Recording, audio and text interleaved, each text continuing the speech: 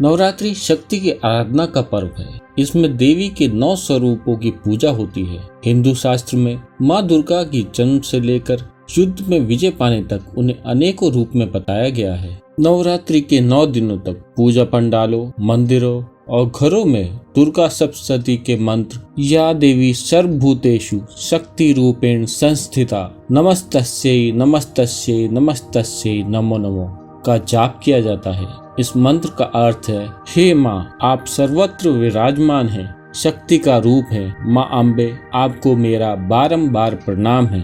नवरात्रि में नव दुर्गा यानी माँ दुर्गा के 9 रूपों की पूजा का विशेष महत्व है। माँ दुर्गा के इन रूपों को महाशक्ति कहा गया है। धार्मिक शास्त्रों में माँ दुर्गा के जन्म से लेकर महिषासुर से युद्ध और युद्ध में विजय पाने तक उनकी शक्ति को अनेक रूपों में परिभाषित किया गया है। लेकिन क्या आप जानते हैं, नवरात्रि में हम जिस देवी या माँ दुर्गा की पूजा करते हैं उनका जन्म कैसे हुआ था? माँ ने सवारी के रूप में सिंह को ही अपना वाहन क्यों चुना? और नवरात्रि में कन्या पूजन का विशेष महत्व क्यों होता है? चलिए जानते हैं नवरात्रि से जुड़े ऐसे ही कई सवालों के जवाब। मान्यता है कि देवी का जन्म सबसे पहले दुर्गा के रूप में राक्षस महिषासुर का वध करने के लिए हुआ था। इसलिए माँ दुर्गा को महिषासुर मर्दिनी भी कहा जाता है। पौराणिक कथाओं के अनुसार राक्षस महिषासुर का अत्याचार बहुत बढ़ गया था। उसने अपनी शक्तियों से देवताओं को परेशान करना शुरू कर दिया था। इतना ही नहीं, महिषासुर ने देवताओं के स्वर्ग पर भी कब्जा कर लिया था। महिषासुर के अत्याचार से बचने के लिए सभी देवता मिल करके तीनों देव ब्रह्मा, विष्णु और महेश के पास गए और उन्हें जाकर के अपना दुख बताया और उससे मुक्ति की प्रार्थना करी। राक्षस महिषासुर बहुत ही अधिक शक्तिशाली हो गया, इसलिए उससे निपटने के लिए ब्रह्मा, विष्णु और महेश ने अपनी शक्ति की ऊर्जा से एक आकृति बनाई और उसके बाद सभी देवताओं ने अपनी शक्ति उस आकृति में डाल दी। त्रिदेव और देवताओं की शक्तियों से मिलकर माँ दुर्गा का जन्म हुआ, जिनकी छवि बेहद सौम्य और आकर्षक थी और उनके कई हाथ थे। त्रिदेव और देवताओं की शक्ति से जन्म होने के कारण इन्हें शक्ति भी कहा जाता है और माँ दुर्गा सर्वशक्तिमान भी हैं। माँ दुर्गा को भगवान शिव से त्रिशूल प्राप्त हुआ, विष्णु जी से चक्र, ब्रह्मा जी से कमल और अन्य देवताओं से भी भिन्न भिन्न शक्तियाँ प्राप्त हुई। माँ दुर्गा को जगत जननी भी कहा जाता है। कहा जाता है कि माँ दुर्गा और महिषासुर के बीच 9 दिनों तक युद्ध चला और 10वें दिन माँ दुर्गा ने महिषासुर का वध कर दिया। इसलिए नवरात्रि का पर्व 9 दिनों तक मनाया जाता है और 10वें दिन विजयदशमी होती है। नवरात्रि के 9 दिनों तक मनाए जाने को लेकर एक मान्यता यह भी है कि महिषासुर से युद्ध के दौरान माँ दुर्गा ने 9 अलग अलग रूप धारण किए थे। इसलिए 9 दिनों में माता के अलग अलग रूपों की पूजा की जाती है। माँ दुर्गा का वाहन शेर है और माँ दुर्गा इसी की सवारी करती है। शेर को उग्रता और हिंसक प्रवृत्तियों का प्रतीक माना जाता है। माँ दुर्गा सिंह पर सवार है। इसका मतलब यही है, जो उग्रता और हिंसक प्रवृत्तियों पर नियंत्रण पा सकता है वही शक्ति है माँ दुर्गा। इसका कारण यह है कि देवी दुर्गा शक्ति और तेज का प्रतीक है। शेर पर सवार होकर माँ भक्तों के दुख और संसार की बुराई का संहार करती है, इसलिए उन्हें शेरा वाली माँ भी कहते हैं। एक और पौराणिक कथा के अनुसार भगवान शिव अनंत काल के लिए समाधि में चले गए और सालों तक समाधि में लीन रहे। इस दौरान माता पार्वती भगवान शिव की प्रतीक्षा करती रही। प्रतीक्षा करते करते जब काफी समय बीत गया और भगवान शिव नहीं आए, तब माता पार्वती भी कैलाश छोड़कर घने जंगलों में तपस्या करने चली गई।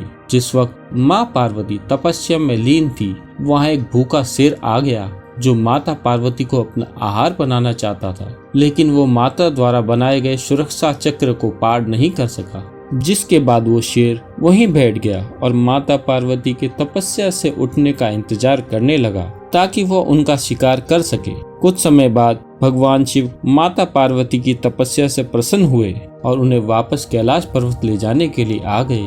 इसी दौरान माता पार्वती की नजर सिंह पर पड़ी, जो अभी तक उनकी तपस्या से उठने का इंतजार कर रहा था। माता पार्वती ने सिंह की उस प्रतीक्षा को उसकी तपस्या मान लिया और उसे अपने साथ ले गई और वरदान स्वरूप उसे अपना वाहन बना लिया। माँ दुर्गा की 8 भुजाएं हैं और इनको हिंदू धर्म में 8 दिशाओं का प्रतीक माना जाता है। ये भुजाएं इस बात का प्रतीक है कि माँ हर दिशा से अपने भक्तों की रक्षा करने के लिए मौजूद रहती हैं। भगवान शिव ने दुष्टों का विनाश करने के लिए अपना त्रिशूल माता को भेंट किया था।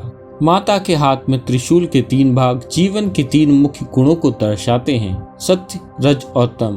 कहा जाता है कि त्रिशूल के जरिए माँ दुर्गा इन तीनों को संतुलित रखती हैं। माता के हाथ में सुदर्शन चक्र ये दर्शाता है कि संपूर्ण संसार माता की शक्ति के अधीन है। जिस तरह भगवान शिव के त्रिनेत्र हैं, उसी तरह माँ दुर्गा की भी 3 आंखें हैं जो सूर्य, अग्नि और चंद्रमा का प्रतीक मानी जाती हैं। 3 नेत्र होने के कारण ही माँ दुर्गा को त्रयंबके कहा जाता है। नवरात्रि के शुभ अवसर पर माता को अर्पित किए जाने वाले वस्त्र, फल, फूल और श्रृंगार आदि की वस्तुएं लाल रंग की होती हैं और जब कलश की स्थापना भी की जाती है तो उसके ऊपर भी लाल कपड़े में लिपटा हुआ नारियल रखा जाता है। लाल मोली से ही रक्षा सूत्र बांधी जाती है। देवी को समर्पित चीजों में कहीं न कहीं लाल रंग का अवशेष इसलिए रखा जाता है ताकि पूजा अनुष्ठान में अग्नि तत्व ग्रह सूर्य और मंगल ग्रह की अनुकंपा बनी रहे। सूर्य को रुद्र यानी अग्नि भी कहा जाता है और अग्नि और रुद्र का रूप लाल ही होता है। मंगल जो सूर्य के समान तेजोमय है का रंग भी लाल होता है, इसलिए माँ दुर्गा को लाल चीजें ही ज्यादातर भेंट की जाती हैं। नवरात्रि में कलश के सामने मिट्टी के पात्र में जौ बोए जाते हैं। मान्यता है कि सृष्टि के आरंभ से सबसे पहले जो फसल थी वो जौ ही थी, इसलिए इसे पूर्ण फसल कहा जाता है। और ऐसा भी माना जाता है कि नवरात्रि में जौ बोने से देवी भगवती प्रसन्न होती हैं और देवी दुर्गा के साथ साथ देवी अन्नपूर्णा और भगवान ब्रह्मा का भी आशीर्वाद मिलता है।